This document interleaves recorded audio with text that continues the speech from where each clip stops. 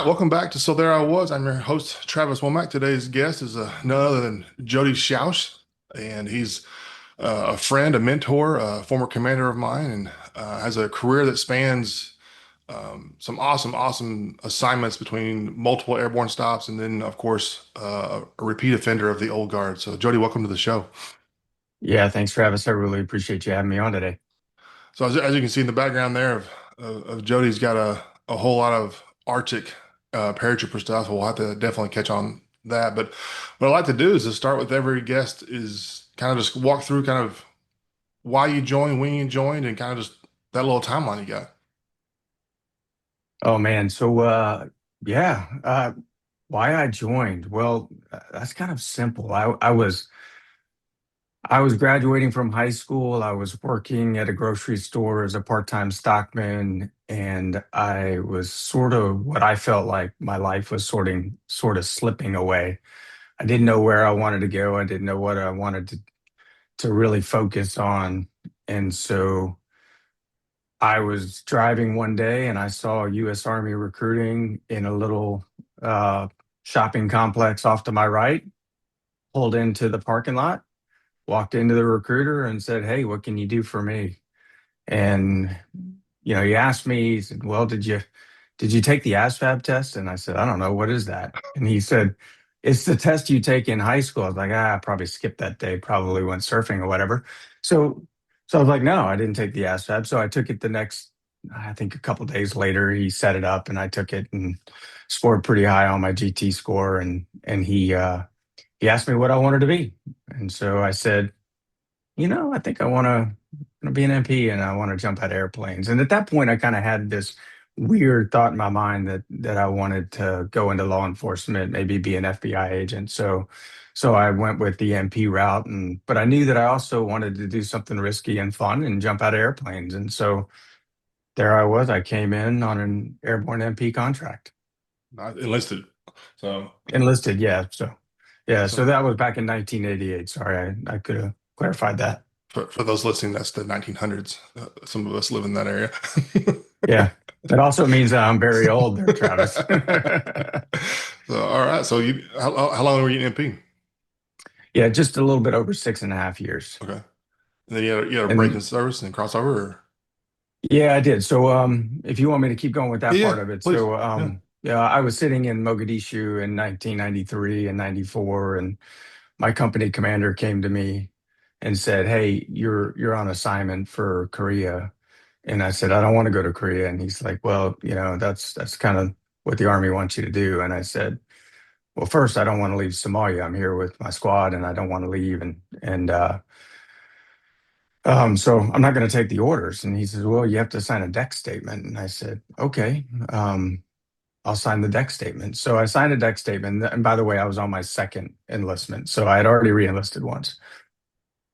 But I just didn't want to leave Mogadishu and leave Somalia and my squad. And so when we got back to Fort Bragg, North Carolina, in late March 1994, I started really thinking about, well, if the Army's not going to let me reverse this deck statement, because then what am I going to do?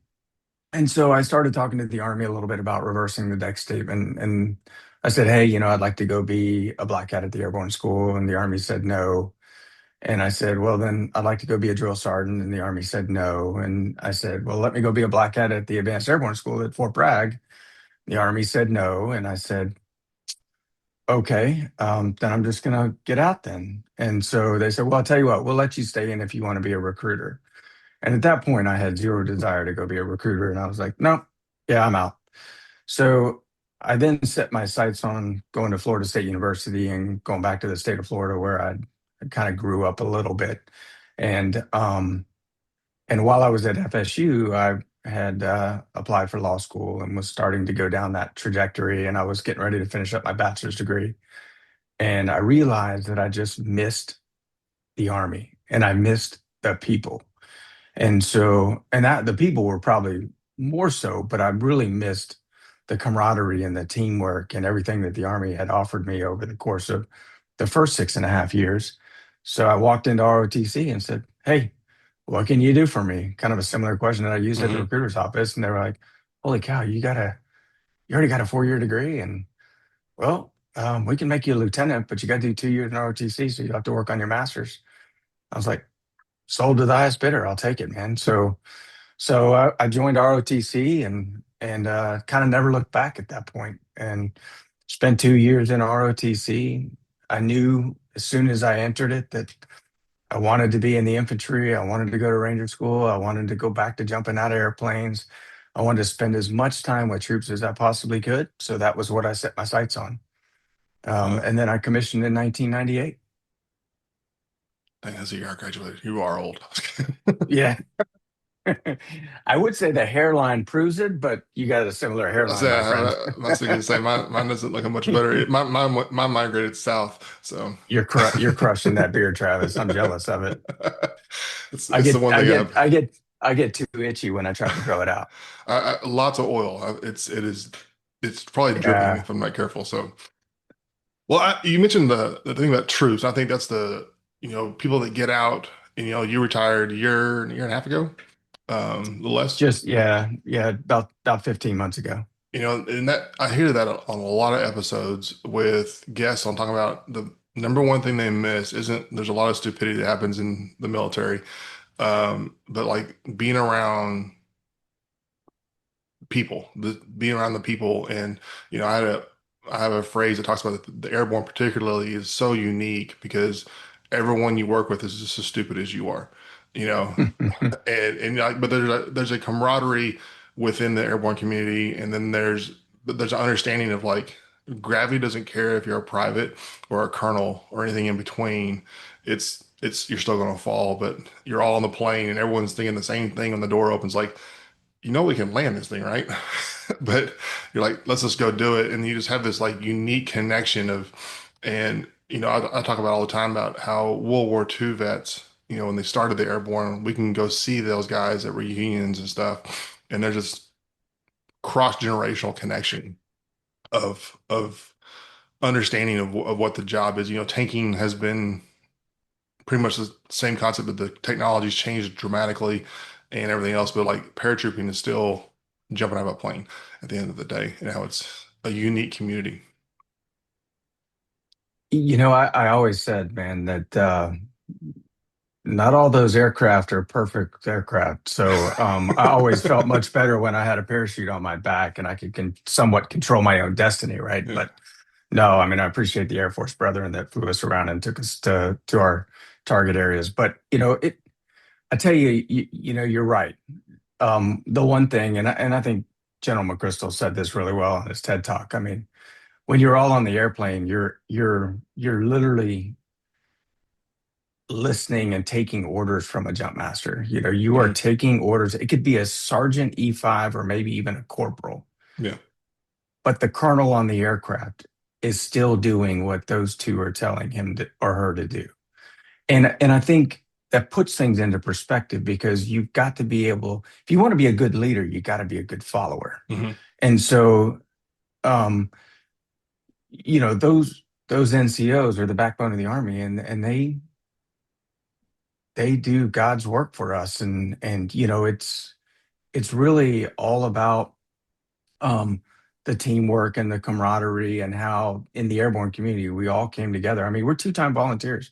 You volunteer to come in the Army, and then you volunteer to go jump out of airplanes, right? And you could Right. even say a third time because then you volunteer to go to an airborne assignment. Yeah. Yeah, of course, you're supposed to go to at least Yeah. one or two assignments afterwards, right? But that doesn't always happen. But the one thing I liked about the airborne community, and to your point, I always used to say in the 82nd, we really did some stupid shit. But it was our stupid shit. And we all Yeah. understood it We and we owned it. embraced it. Yeah. We embraced it, right? It was how we did business.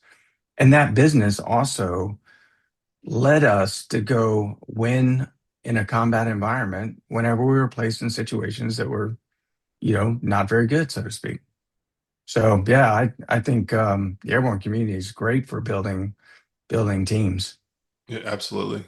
Speaking of community, building teams and being on community, though, so you've commanded it, from lieutenant all the way through O 06 colonel, and you know, you've crossed over from the airborne community and into the old guard twice. So, in talking about unique communities, the old guard is definitely one of the top places of uniqueness. Talk about your time there when you're younger, and then again when you're a battalion commander. Yeah. Let me kind of tell you how I ended up Yeah, there, right? So, it was 2006. I was in 1st Brigade of the 82nd, and I got a call from HRC, and they said, hey, that I'd been at Fort Bragg too long and I had to move. So I went in to see my battalion commander and then my brigade commander. My brigade commander was Colonel Charlie Flynn at the time. I remember My Colonel Flynn. battalion command, yeah, great man. My battalion commander was Colonel Mark Stock, another great American, right? So Colonel Flynn calls me into his office and he says, "Hey Jody, what you got to leave, man. I talked to HRC. You got to go do another assignment before you can come back. What do you want to do?" And the timing of it, because this was October, November of 2006, was um, was not the best timing for doing moves. So, and I had to move sometime in the March, April timeframe. So I said, can I compete for Ranger Regiment? And um, Colonel Flynn said, of course, if that's what you want to do. So I reached out to Ranger Regiment and started the dialogue with them. And then I, Colonel Flynn called me back in probably about a week later, and he said, "Hey, the old guard is calling. And they want you to come to the old guard, and they'll give you a command." And I said, "Command?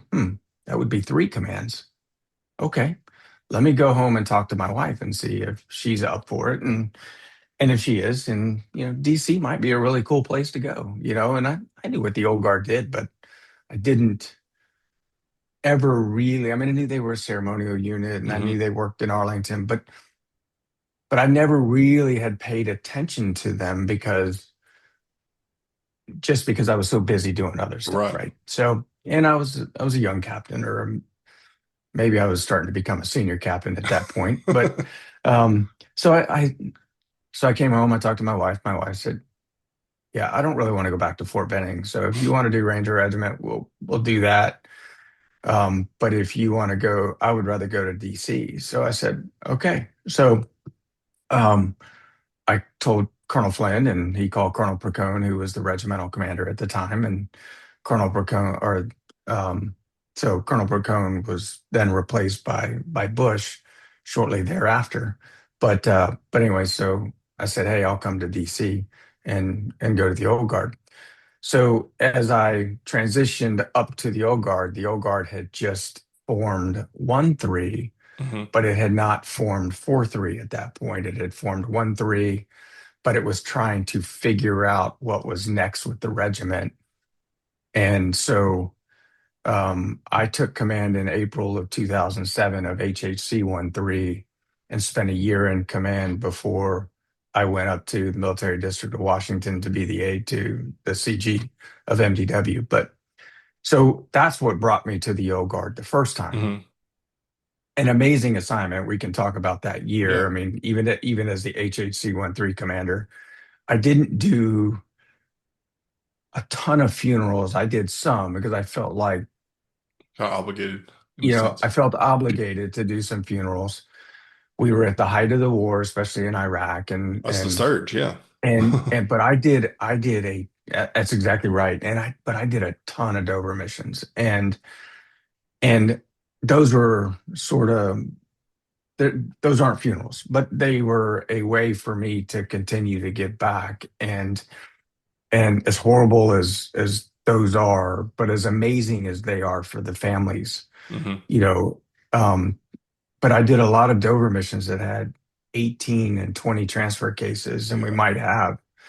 we might have the Army Old Guard out there, we might have the Marine Corps, and we might have the Air Force. I mean, we could have, so there were Busy. dignified transfers that might have 3 or 4 different formations to Yeah. carry their men and women off of those aircraft. And so, but in that year, I also had the presidential salute battery, and then I had the caisson under me. And so I would ride with caisson in the funerals, and which was an amazing opportunity to be on horseback in Arlington National Cemetery. Some of the best pictures I honestly have are my time on horseback and then spending with the caisson platoon. And then I would go out and I would get to go through some of the certification stuff with the presidential salute battery and get to fire and actually do commands. And Yeah. so it was an amazing year, and a lot of growth occurred in that year, as 4-3 was starting to bubble up and stand up. But I had some great commanders around me. Dan Raka was one of them. Sting Wallace was, he talked about on your podcast, Hmm. he talked about taking up, a hotel company, H company, and our offices were literally across the little alleyway from each other. So we would have lunch together, and he'd pop into my office or I'd pop into his office, and we'd talk about stuff. And I would do funerals for his company with him. And then we had Dan Raka, and I already said him, and there were a couple of others that were just really good command group, um, that really made a difference in one Yeah. three at that time as it was beginning to transition and grow. And so, um, as I was transitioning up to MDW to be the 8 is when 4-3 really stood up. So this would have been the summer of 2008. I was pinning, or spring of 2008, I was pinning major. They brought in a battalion commander and a command sergeant major for 4-3 to stand it up. And then that started to grow. ACO moved over there. The Tomb of the Unknowns fell under there. The drill team fell under them. Continental Color Guard fell Right. under them, and so things were starting to shape up and fall into place. And oh, by the way, then we had an inauguration coming up between President Bush and Obama. President Yeah. Obama. So that was on the horizon as the old guard was transforming. The AFIC and everything was standing up for MDW. So it was a really busy time. And then, fast forward, I'll take it to the battalion command part Yeah. period of me coming back to the old guard. So um, I put the old guard number 4 on my list to return to. I put Fort Bragg 1, 2, and 3 to go take a battalion, and then old guard number 4, and I put Fort Campbell 5, 6, 7. Well, at the time, the chief of staff, the Army's guidance was that you could not, if you were a field grade, you could not return back to that organization to be a battalion commander. So I'd been a field grade in the 82nd. So that essentially took me out of the running to go back and be a battalion commander in the 82nd. So they basically, and I say they, the slating gods took my 1, 2, and 3 and threw them out the window. So you're number My number one. 4 became my number 1, Yeah. and that became the old guard. So when I came out on the list of the old guard, now I will say that I was not upset. I actually felt, I'm not a super religious guy. I'm a spiritual guy, but Mm. I firmly believe that God had put me back in the old guard for a myriad of reasons that we can talk about on Yeah. this show. Absolutely. But I felt like there was somebody talking to me and told me that I was destined to go back there. And so once that happened, and I received a phone call from now Lieutenant General Johnny K. Davis, and he was then the regimental commander. Called me and said, "Hey Jody, congratulations! You're coming back to the old guard, man. It's good to have you back." And he's like, "I'm going to get you up here this summer. I want you to come in. I want you to be my inauguration lead, and then you'll probably move into the DCO role at some point before you take battalion command." So I ended up leaving my current assignment at 18th Airborne Corps, Fort Bragg, and heading up about a year before I took command at the old guard. So then I went through all the certification process Again. and everything leading up to it. Yeah, but so I really took a hard look at as the what I wanted to do in battalion command, and I wanted to make the most of it. And so, this is where obviously I got to work with guys like you, and really just an amazing group of people, company commanders and field grades and platoon leaders. I mean, just some of the best people I've ever Absolutely. encountered in my Army career. And so, I really felt like I was destined to be back at the old guard as a battalion commander, and I was truly honored and humbled to be given that opportunity. And little did I know that 2 years later, I would I would be even more humbled by the opportunity that had been given to me, to to do memorial affairs, to do ceremonies, to do inauguration. And as you recall, we did Oh yeah. the inauguration between Obama and Trump, and it was just 2 years chock full of amazing times and opportunities. So I wouldn't trade any of that time for anything. Yeah, I always wanted to ask you two questions of that fun time. All right. No, these are good. So as a battalion commander, and Yeah. you're in an organization that where all your sub leaders, your company commanders and staff is predominantly high performers. Ranger Regiment deals with this all the time, where Yeah. everybody there is a stud. I mean, you can go to a unit and you can kind of like, well, okay, Bob over here is obviously my worst. But like Mhm. predominantly in Old Guard in Ranger Regiment and stuff like that, SF deals with this all the time. you know, what was your biggest challenge? Because the OER system, we don't have to go into all that. It's awful, but it's like, how do they talk about rack and stack and all these things. Like, what was your kind of approach to that? Because you're kind of pinned just because the system makes it that way. Yeah. So first off, what I'll say is, and it's interesting because I just posted something on LinkedIn about this topic about spending time with your most talented people in your organization because they'll effectively make it run for Hmm. you. Um, so in short, to answer your question, I firmly believe that the best of the best will begin to set themselves apart from the others. Hmm. And they don't necessarily have to do it because they're trying to be a jerk or not be a team player or anything else. I mean, there's just people that have so much talent that they will eventually set them apart. They're reliable, they're trusting, they're go-getters, they can do things in absence of guidance. They can, commander's intent goes a long way with them and they never look back. And so those young men and women start to set themselves apart over time. And so it's easy when it comes to talent management of where you're going to rack and stack people. Now, that is also part of I think the hardest things of command The is burden of command. sometimes, yeah, you have to be honest, you have to be disciplined, you have to have integrity, you have to be able to call a spade where a spade is, you have to be able to have hard, tough conversations with people in your organization, and you have to be honest with them. If you are, then hopefully they grow. And if they don't grow, then they'll find themselves eventually off the island. And I know that sounds really bad, That's true but the though. reality is the Army and the infantry especially is a competitive world. And you have to work really hard to be the best of the best. And um, you have to figure out ways to set you apart, but you don't do it at somebody else's expense. You just have to do your job and do it really well.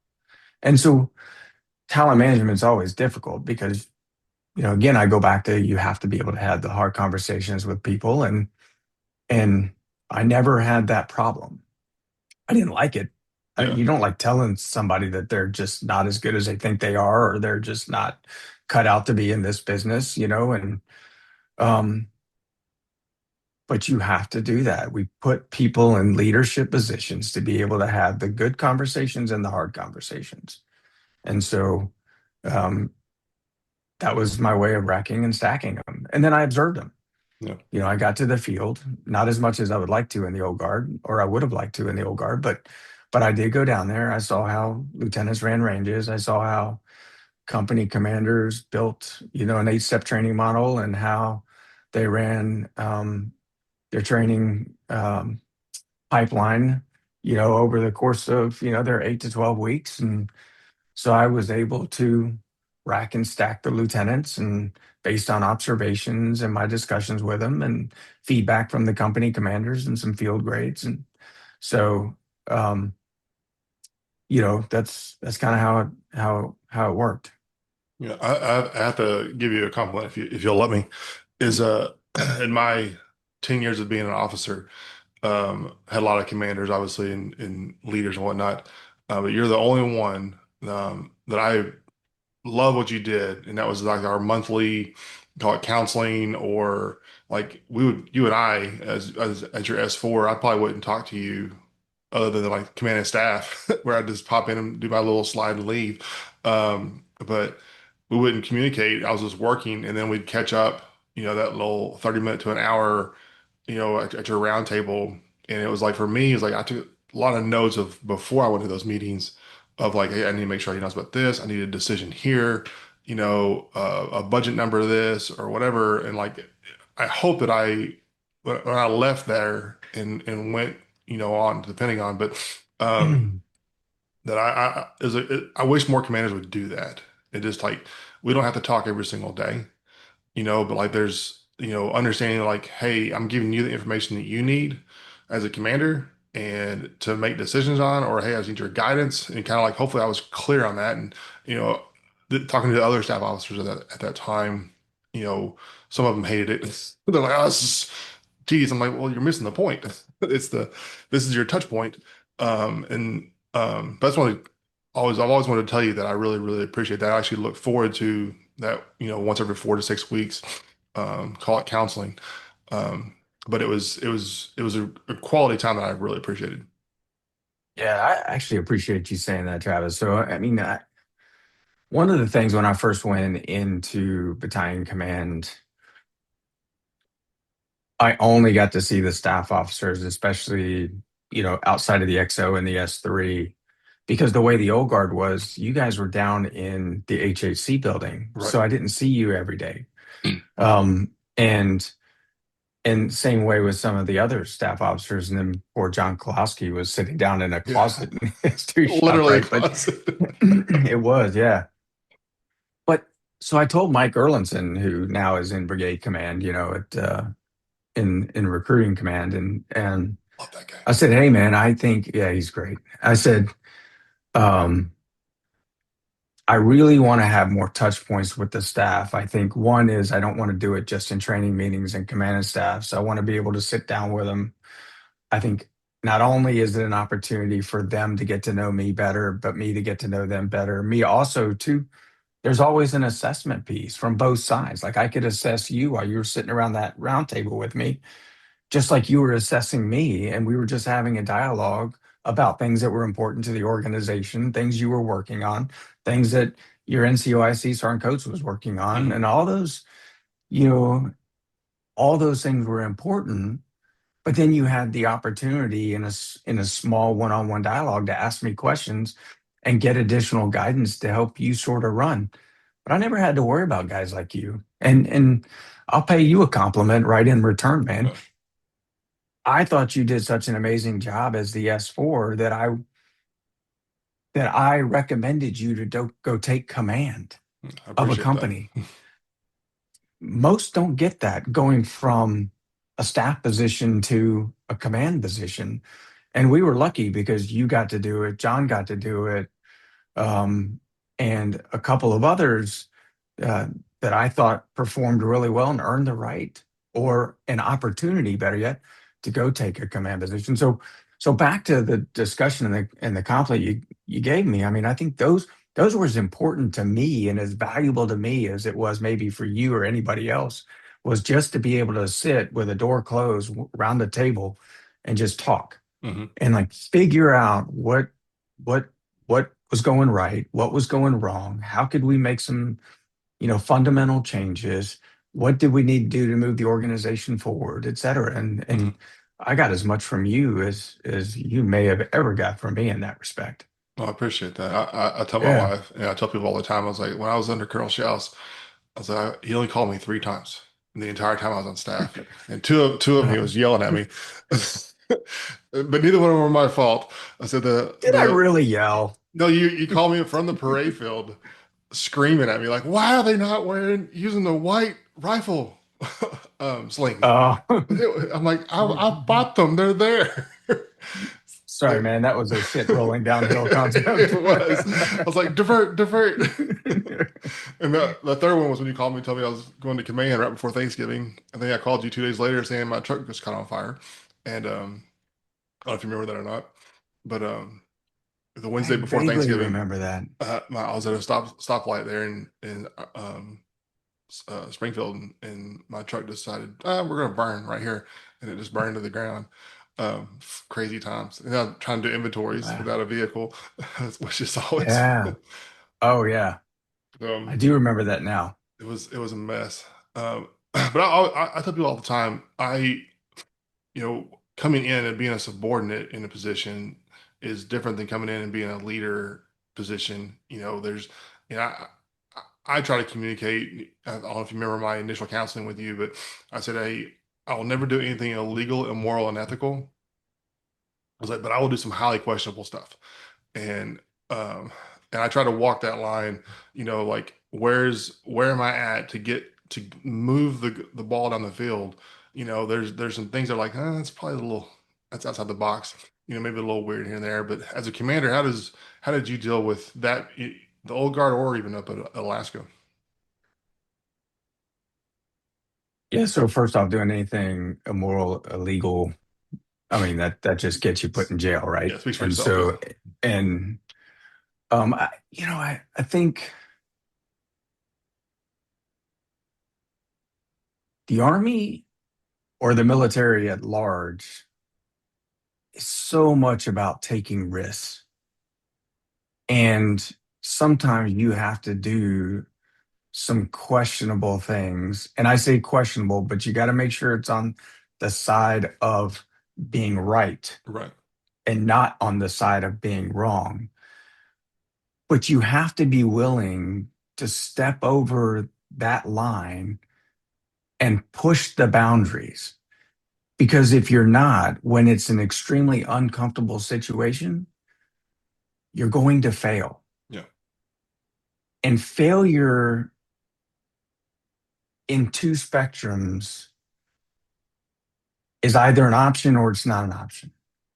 If it gets somebody killed, it's not an option. If it just is an attempt to make the organization better, then failure is okay because you learn from the mistakes and you can move forward.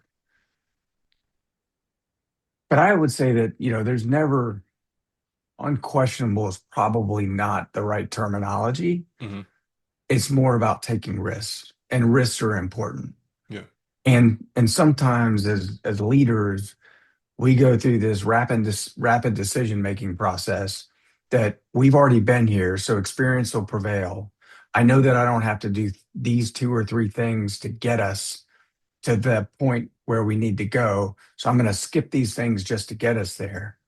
We'll And cheat. if we do that, yeah, well, I don't know if cheat, but It's it, but faster. experience prevails, right? So I mean, that's where you know you you just have to gamble. You have to take risks. I mean, we're in a profession that if you're not willing to take risks, you're probably going to die. Yeah.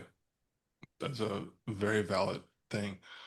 As you were leaving the old guard, yeah, I know you went to spend some time in um, you went to Eisenhower School, right?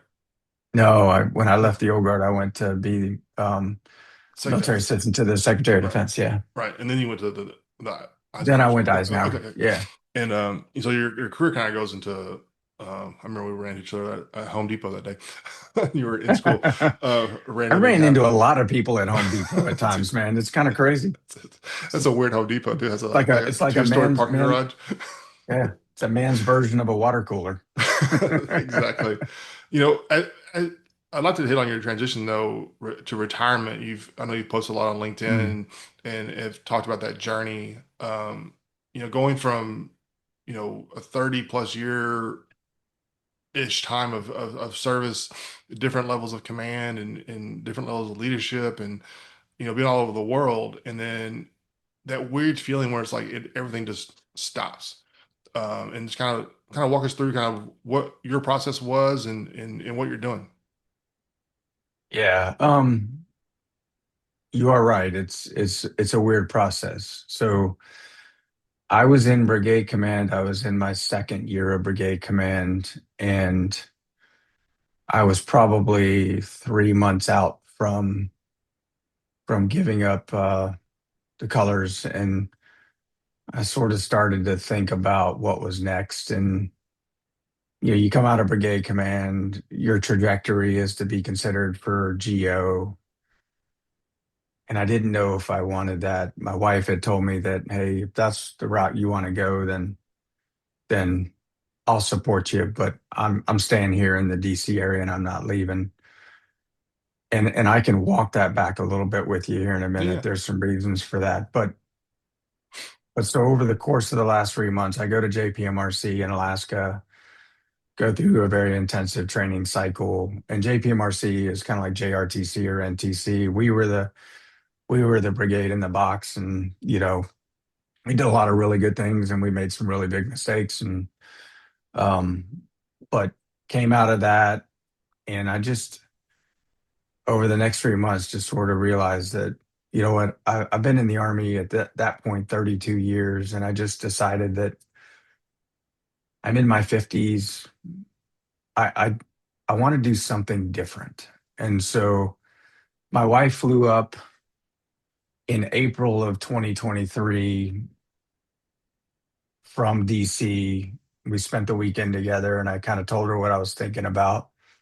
And she went back, and I kept thinking about over the course of the next month and a half. And my wife flew back for the change of command at the end of June. And she had asked me, do you want me to come back for the change of command, or do you want me to drive with you as you leave Alaska and come back to the States? And I said, come back to the change of command and give me the 5 or 6 days it takes to drive through Canada, because I want to think. I needed time to process Hmm. kind of all the feelings that I was having and the emotions. And so leading up to the change of command, a kind of a story that I'll say is, and what brought me to where my decision point was my first year in command. My wife and my daughter were in Alaska with me, and my daughter was absolutely miserable. I mean, it was a rough transition from Washington, D.C., a place, or Northern Virginia, where she had been for 7 years. She had some amazing girlfriends and guy friends, and her a very popular girl in all the right ways, and just loved her community, loved playing field hockey, loved volleyball, loved sports. Well, we transitioned to Alaska, and all that was gone to her. She was lost. She had trouble making friends. Her The school she went to was considered one of the best schools in Anchorage. It was up in Eagle River, and by all accounts, it was a really good school. But she really struggled to kind of fit in there, and they didn't have the clubs that she was a part of here in Northern Virginia. They didn't have any field hockey. So she became a shell of herself in a year. So she went from being this happy-go-lucky girl to being almost depressed. I mean, it was really sad to watch. So my wife and I made the decision as we were closing out on the first year of command that her and my daughter would come back to Northern Virginia. And by the way, she was a junior in Alaska in high school. That's So she was awesome. at a very pivotal point in her life, right? Yeah. So my wife and I decided to move her and my wife back to Northern Virginia so my daughter could finish school here. And and and that was the best decision we made. She thrived, and now she's gone on to the University of Tennessee, where she's a marketing major in her junior year. All that said takes me back to when I'm coming out of command, and I give up command on June 21st of 2023, and on June 26th I drive away from um, Joint Base Elmendorf Richardson, Alaska, heading towards the Canadian border. And this begins my next journey. I'm on my way back to the Pentagon to go work as a chief of staff to the Army Strategy Plans and Policy Directorate, which is an amazing job. Um, but I had a lot of things that I had to figure out. Like, did I really want to drop my retirement paperwork? Did I want to keep going? And so, as I'm driving through Canada and I'm enjoying kind of being alone, and thinking and listening to music and podcasts, you name it, right? Hmm. I mean, there were times in Canada that I would drive for 3 hours and not see a single human being or another car on a road. It's I mean, so it's long of a crazy. drive. Yeah. And, I mean, it's an operation in its own right to plan how you're going to travel Yeah, across the Alcan because so many gas stations, so many stopping points, et right. cetera. But suffice to say, and you'll find this kind of funny. I'm sitting in my final stop in Canada, and I get a call from Dave Taylor. And Dave Taylor is who I took over for in the old guard Hmm. battalion command. Dave was in Bozeman, Montana. That was my next stop. Oh, wow. And so Dave's like, "Hey man, when are you gonna get your ass here?" And I'm like, "What?" I'm like, "Here? What do you mean?" He's like, "Yeah, I'm in Bozeman. I'm gonna delay my trip. I'm gonna wait on you for one day." I said, "All right, I'll be there tomorrow." And so, or I'll be there today, excuse me, because I was getting ready to leave that morning when he called me. And so, anyways, but by the time I hit the border of Canada and Montana, I knew that I wanted to retire. I knew that I had done my part in the army and I had a great run. And I didn't know if I was GO material. Don't, that's for other people to decide. It isn't for me to decide. But what I realized is I just had no desire to go that route. And more power to those that have. They're amazing human beings and I appreciate what they do, but it just wasn't for me anymore. And so I made the decision right then as I was going through customs that like I feel really good about my decision to retire. Got to Montana, spent a day, shooting the shit with Dave Taylor and talking about it. A Hmm. guy that had just retired in 2018, 2017, Hmm. and about him going in and doing his business in LDR and some of the things that he had been doing. And at that point, I didn't know what I wanted to do. I mean, I just knew that I had made the decision to retire. Now I had to figure out all the other stuff. So it was an amazing opportunity to spend 6 or 7 hours with him at a local brewery in Montana and talking about life after the military and Hmm. the things he had encountered. And so that was where I made the decision to retire. And then the next thing I knew I had to do was when I arrived at the Pentagon was to tell my boss. And when my boss hired me because I had, you know, the potential to continue on in service. He wanted a former brigade commander, and because he had a department full of O6s, and so he wanted somebody that had a different level of experience to be able to come in and work with it, the O6s and the department. And so the first day when I walked into his office, I said, "Hey, sir, I've made the decision to retire." And and he said, "Okay." He said, "Take care of yourself. If I can give you any piece of advice, I'm here to support you and take care of yourself." Now, at that point, he hadn't even made the decision to retire. Hmm. He's a two-star general. He didn't end up getting a job that he was hoping for. And so he didn't get his third star. He didn't get the job. The Army told him that it was his Time to time to go. retire.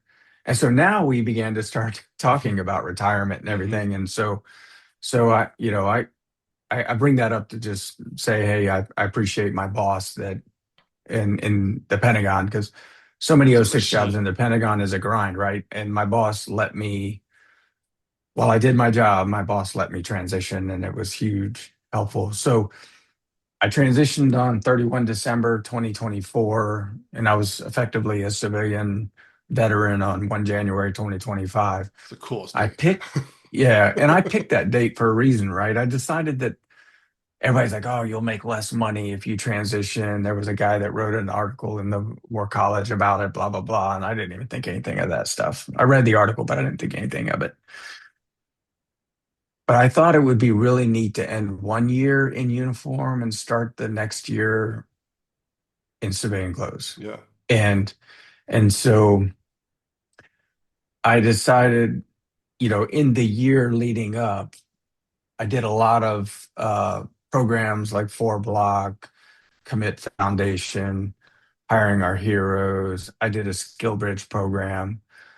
Um, and I just I figured out in that year, like, what do I really want to do? Well, I want to continue to serve in some capacity, but I don't want to go work for a Be in defense civilian. prime and be, that's right. I didn't want to take off Yeah. the uniform and then throw on a coat and tie and go back into the Pentagon. And a lot of the organizations around here in the Northern Virginia area, because they're all government contracting and everything, they would say, "Oh, you have a clearance and you're retiring '06, and Right. so yeah, we'd love to consider you. And if you do, you're probably going to go back in the Pentagon, and work on projects there." And I just went, and that just did not sound good to me, right? I'd given 34 years to the military. I didn't want to turn back around and go back into defense. Yeah. So I started thinking about what was next, and I started to realize like I can continue to help people, and I could do it through a coaching capacity. So I set my sights on being an executive leadership coach. I went to the John Maxwell Leadership Certification Team. I got my coaching, speaking, and training certificate through them. And then but I really set my sights on the ICF, the International Coaching Federation, because one of the things that I loved about it was it had a code of ethics to go behind it. Hmm. You were bounded by certain parameters, and Right. having some structure was important to me. And I also wanted to, I felt like it was a true profession of arms if I wanted to, in a weird sense that, I was bound by client coach confidentiality Yeah. and other things. So I set my sights on the ICF, and I went to my boot camp where I got my 30 hours of educational training, and then I continued to go get my additional 30 hours, and then I started working on my 100 hours of coaching and mentor coaching and all that stuff. And so, long story short, was I have absolutely loved the opportunity to help people grow both personally and professionally. And my niche is really in the leadership coaching. But as you know, Travis, because I know you do Yeah. coaching too, Yeah. I don't care what session you're in and what you're in there for, there's always a life component that comes to it. So, Hmm. I've seen the gamut already in my coaching capacity of not just leadership, not just business, but a lot of life context too, mindset shifts, et cetera.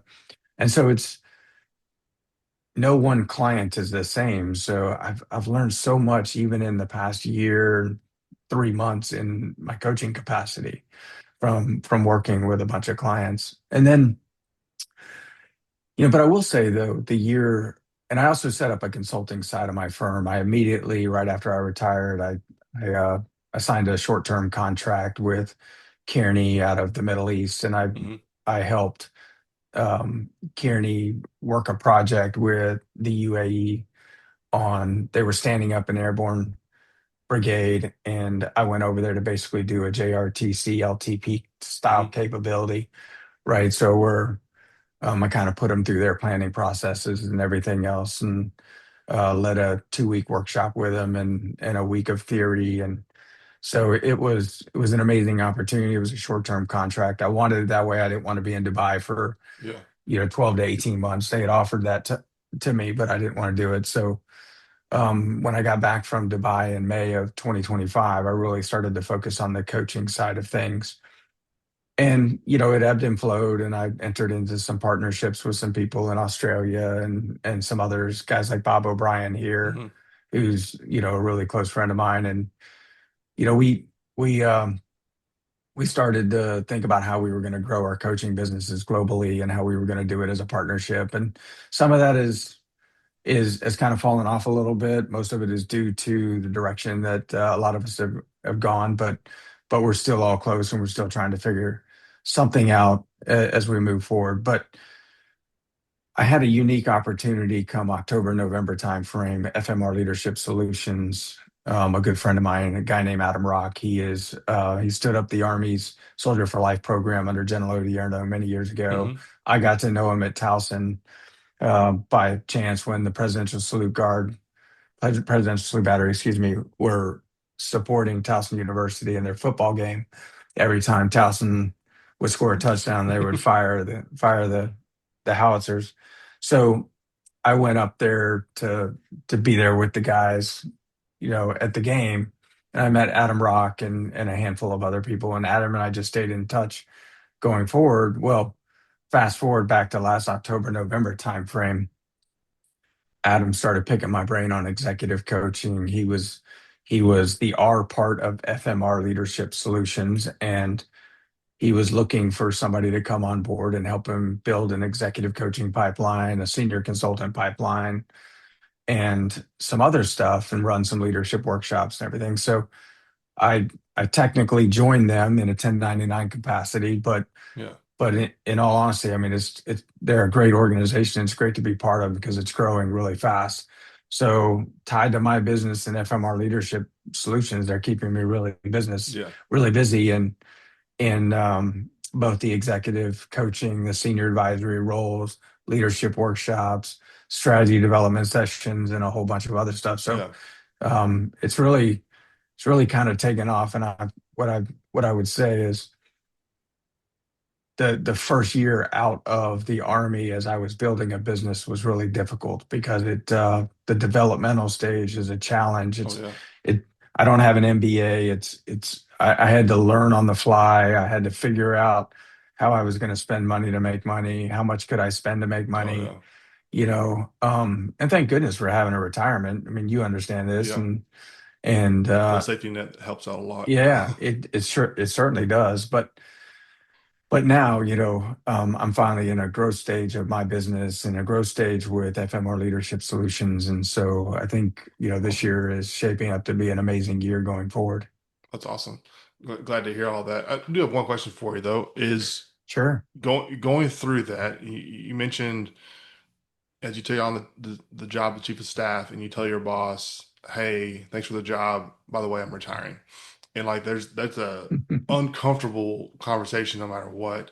And I'm sure as a battalion commander, you've had plenty of lieutenants and captains come in and say, "Hey, I'm out," or in brigade commander, the same thing. They're actively in command or they're actively a XO, and they're like, "Hey, I'm done." And so you've been on the other end of that conversation as well. And but having gone through retirement or just getting out, doesn't matter either way. What advice would you give other commanders that didn't give them the time? That like looking back, do you feel you gave young captains or young majors the time to transition out, or kind of looking back, maybe I did that well, or I could have done it better. Either way, any feedback there? Well, first off, I'm a firm believer that you can always do things better. It doesn't matter. Yeah, Everything's a teaching opportunity. I don't know if when I was a battalion commander, if I gave lieutenants, I would say 50% of the lieutenants that went to the old guard back during my time as a battalion commander, and even when I was a company commander, I think came there with the intent to get out. DC is such an amazing platform, and it's the it's off uh ramp. it's a launching pad, right? Yeah, It's a launching pad to opportunity. So, at first when I was a company commander, it was easy to spend time with my lieutenants that were getting out and like giving them the space to transition. And then when I became a battalion commander, the big thing I would, once I signed their packet to go up to the brigade commander or the regimental commander, I hope that they were given the space, to transition and go to the, TAP program, although, the TAP program was still evolving back in right. 2000. It was there, but it was evolving in 2016 to 2018 when I was in Mhm. command. And certainly it was intact in Alaska when I was a brigade command. That's a whole different. I can talk about some company commanders that Yeah, decided to get out from Alaska too, but the but I hope that I gave plenty of space to people transitioning. And I've seen some lieutenants that got out that are doing some amazing things now in the corporate and the private world. But I that's probably I guess that's I hate to like push that off, but I no, think, no, the company commanders, I hope gave them the space they needed when they had made the decision to get out of the army.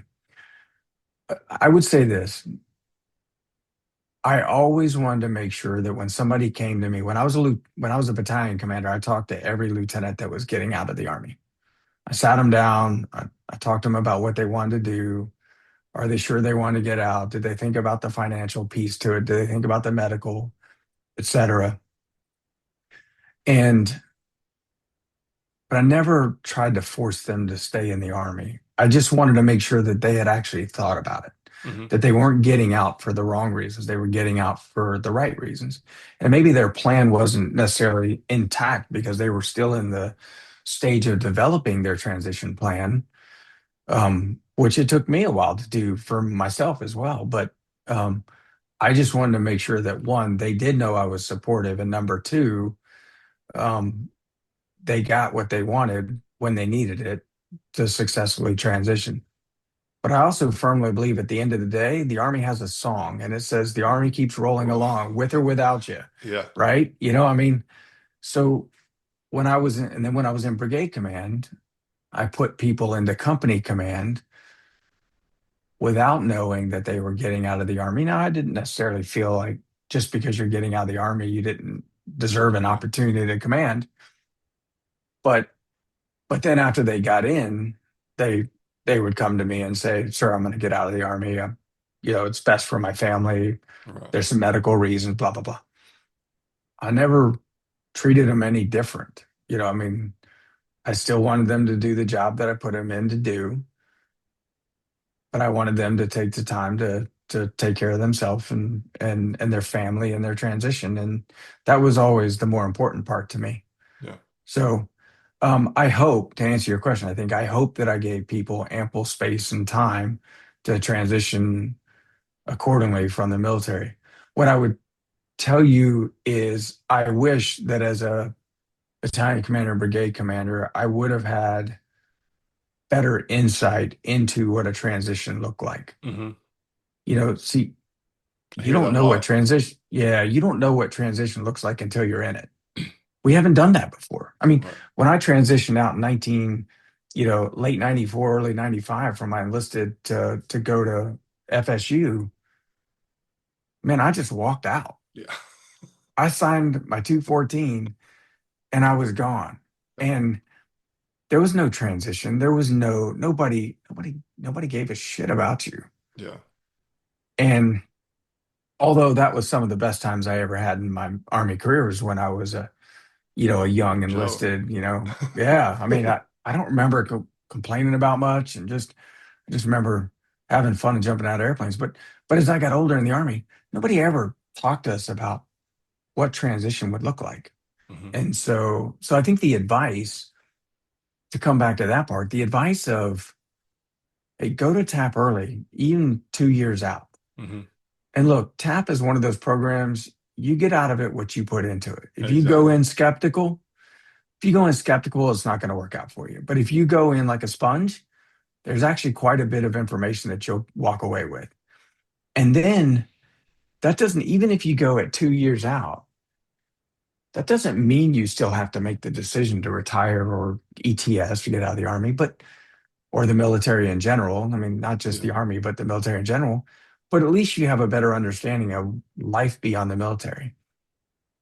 But then as you do decide to ETS or you decide to transition, retire, whatever, take a hard look at all those organizations out there, those nonprofits that really want to support you Hmm.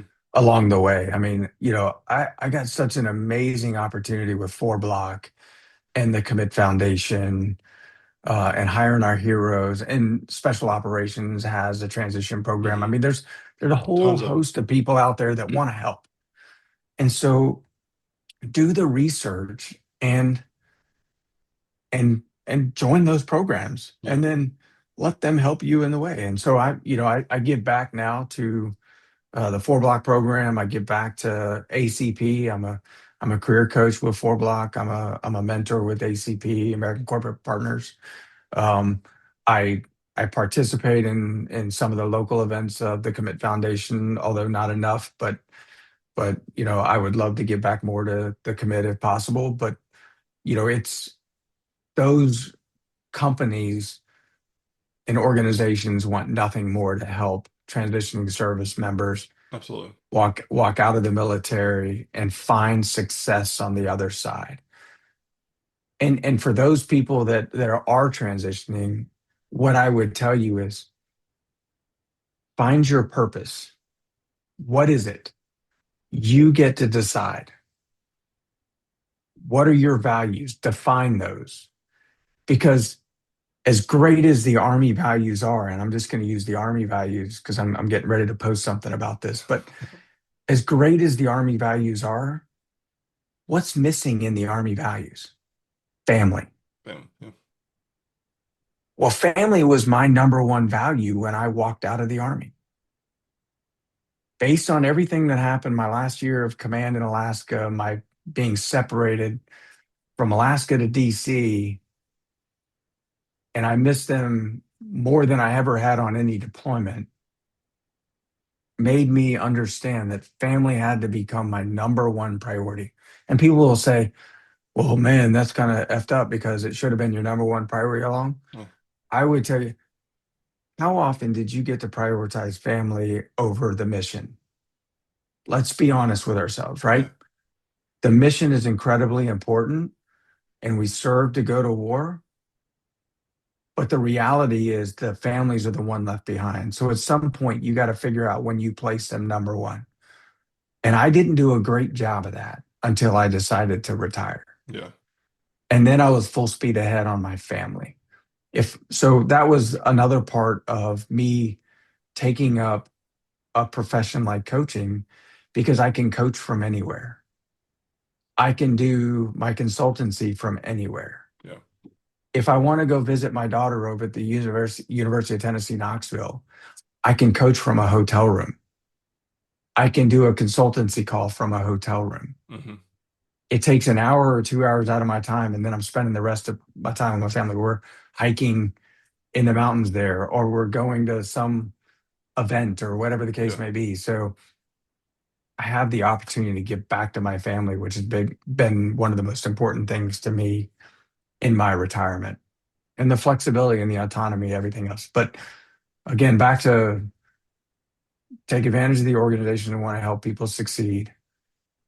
Find your purpose, define your values, and enjoy the other side of Army life. Because while being in the Army it is honestly, when you look back on it, is an amazing It's awesome. time and opportunity. But on this side of it, it's amazing too. Yeah. And there's a whole bunch of freedom on this side that you don't get in the Army. And I don't have to ask permission to go on vacation, or I don't get told what 2 weeks Yeah. are available to me to go on vacation, and they may not align with when my wife and daughter can go because my daughter's in school. So, Right. but now I get that, and so that was what was important to me as I transitioned, and so those are some of the things that I would recommend to those that are considering getting out. Well, I think that's great advice for everybody that's out there. And, I hope that leaders and I hope those that at some point we will all transition out of the military, no matter what your role is. And, it's great advice to heed and definitely put to use and practice. But on that, I think that's a great conclusion to this. And Jody, I couldn't thank you enough for being on the show. We've tried for about the past year. Lots going on. You're in the wrong country to get you on the show, but I really appreciate taking the time to be on it and kind of share your experiences and allow me to kind of put you in the hot seat just a little bit from the old days. But any closing remarks before we go?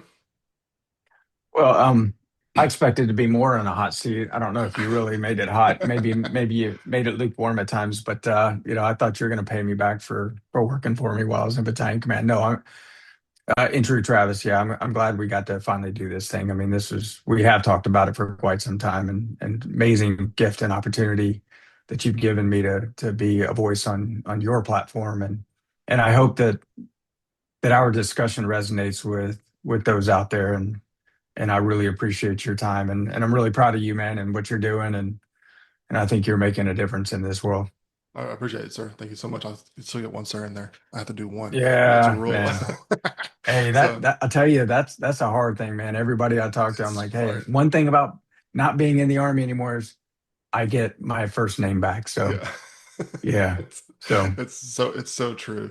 So well, on that note, we'll wrap it up. If you haven't subscribed, by all means, please do, and we'll see you on the next show.